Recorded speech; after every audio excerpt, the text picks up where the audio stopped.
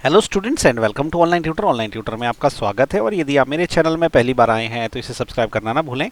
अभी हम लोग एक्सरसाइज 4.2 के क्वेश्चन 1 का फोर्थ पार्ट कर रहे हैं और फोर्थ पार्ट में उन्होंने पूछा है find the roots of the following quadratic equation by factorisation. तो हमने इसको फैक्टराइजेशन से करना है।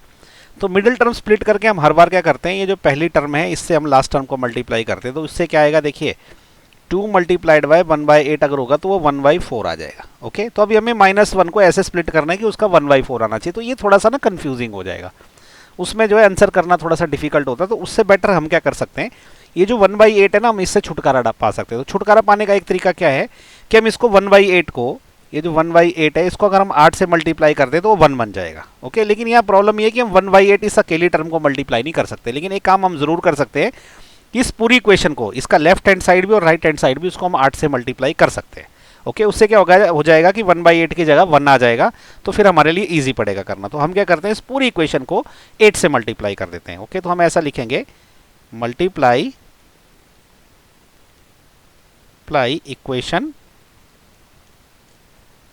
बाय 8। तो क्या होगा, पूरी लेफ्ट हैंड साइड जो है इसको हम 8 से मल्टीप्लाई करेंगे। ओके, 8 इंटू पूरी इक्वेशन 2x² - x + 1/8 और राइट हैंड साइड भी 0 मल्टीप्लाइड बाय, इसको भी 8 से मल्टीप्लाई करना है। ओके, अब क्या होगा, जब 8 को अंदर ले जाएंगे तो क्या होगा, ये 8 दूने 16x² हो जाएगा, -8x हो जाएगा, फिर प्लस 1/8 को जब 8 से मल्टीप्लाई करेंगे तो ये 1 हो जाएगा। तो this is equal to 0 multiplied by 8, तो 0 रहता। अब ये इक्वेशन आ गई, इसमें हमको आसान पड़ेगा जो है मिडिल टर्म स्प्लिट करना। अब देखिए मिडिल टर्म स्प्लिट करने का फॉर्मूला तो वही है। हम क्या करेंगे, 16 और 1 को मल्टीप्लाई करेंगे तो क्या बनेगा, वो 16 multiplied by 1, this is equal to 16। तो हम जो बीच का जो -8 है ना, इसको हमने ऐसे स्प्लिट करना है कि जब हम उसको गुणा करें तो आना चाहिए 16, ये वाला, और जब उनको ऐड करें टर्म्स को तो आना चाहिए हमारे पास ये बीच का -8। तो देखिए 16 को हम क्या कर सकते हैं, हम 4 गुणा 4 लिख सकते हैं, तो 16 बन जाएगा। अब अगर 4 गुणा, अगर हम ये दोनों 4 लेंगे तो मैं यहाँ 4 और 4 डाल दूँ तो 4 + 4 जो है +8 बनता है, -8 नहीं बनता। लेकिन अगर मैं ये -4 और -4 ले लूँ तो -4 + -4 -8 होते हैं, तो ये भी मुझे माइनस के लेने पड़ेंगे। तो -4 गुणा -4 जो है +16 हो जाता है। तो हमारी जो स्प्लिट होगी ये वाली टर्म वो -4 और -4 में होगी। ओके, तो अब हम इसको कैसे लिख सकते हैं, 16x² वैसे रहेगा और बीच वाली जो टर्म है इसको हम लिखेंगे -4x और -4x। ओके, और +1 तो एज इट इज है, दिस इज इक्वल टू 0। अब इन दोनों टर्म में से क्या करेंगे, हम एक काम करते हैं, इसमें से 4x कॉमन निकाल देते हैं। तो अंदर क्या रह जाएगा, इसमें से 4x जब गया तो 4x रह गया और यहाँ से 4x गया तो -1 रह गया। अब इन दोनों में से क्या करेंगे, हम लोग -1 कॉमन निकाल देंगे। तो जब -4x में से -1 कॉमन गया तो अंदर रह गया 4x, जब +1 में से -1 गया तो -1 रह जाएगा। तो दिस इज इक्वल टू 0। अब क्या करेंगे, हम लोग 4x - 1 और 4x - 1 कॉमन निकाल देंगे।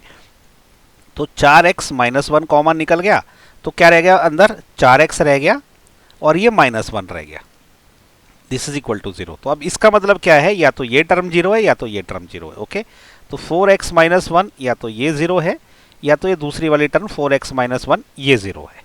आगे यहाँ कर लेते हैं।